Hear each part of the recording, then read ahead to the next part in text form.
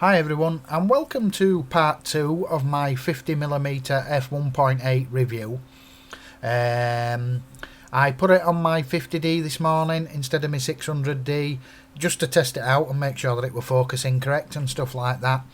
And I've just put the pictures on the PC now, give them a quick little tweak, and I thought I'd just share them with you lot. So this is the cheap £90 nifty 50 f1.8 lens. You can see all the shooting information's here. Now, I did try shoot underneath f2.8 on all shots, because to be fair, that's one of the reasons why I got the lens. Now, don't get me wrong, I'll still shoot at wide open at f4 and 5.6, but mainly between f2 and f2.8 is where I'd like to be shooting it. So if you look at the first shot, as you can see, f2 nice and sharp. Then there's another shot, f2. I was manoeuvring the focus points around here, and you can see the kettle and stuff like that on the side is nicely out of focus. Then this is an f1.8, focused here, definitely very shallow depth of field.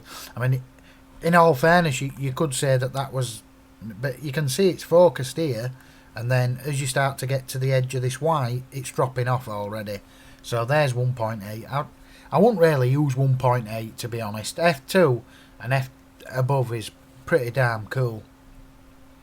You see, as soon as you go to F2, if you watch that again and then you go to F2, it's just nicer at F2. Another shot, F2, focused on this bottle here, looking cool. The rest of the bottles, me biscuit jar, a couple of cups that need washing there. Again, focused here, obviously you can tell. F2. F1.8, focused on the dummy. A bit of chromatic aberration there, look, which is to be expected. This was me hand holding this, so it could have moved a little bit, but that's F2. My fingernail looks pretty sharp. And again, focused on this IFE, on the FE, which totally not seems to be in focus. I can't remember where I focused here now. I think it was somewhere here. Then a nice close-up of the handle grip I focused here. And as you can see, what it does to the background is absolutely superb. F2 again, focused on the eyes. Very shallow depth of field these, was fairly close up to them. Then we got an f1.8. F1.8's okay, and it'd be a life or death situation, but it seems to be the background seems to look like it's strange. But I won't use 1.8 unless I really had to. But as soon as you start to step up to f2.2 here and f2, you really see it coming into his own. And there's focused here on this one, and we should still have the wall in focus as well. And this was shot f2.2. F2 again, focused here.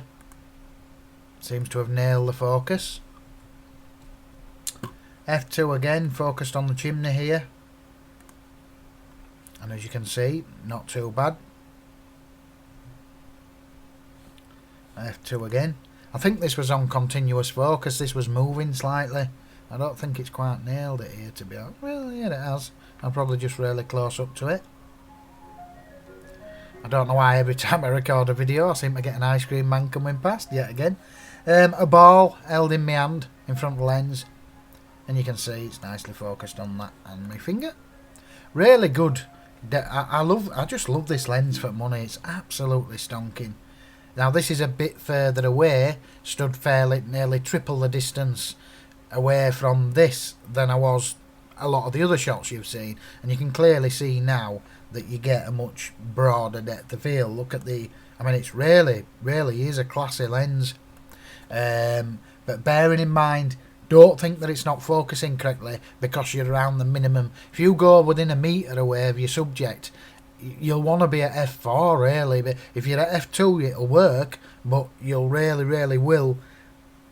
You'll struggle to get the depth of field. Like on them shots just there, they're really good, but the depth of field is very shallow.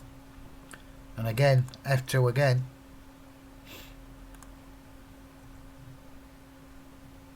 And my ferrets now.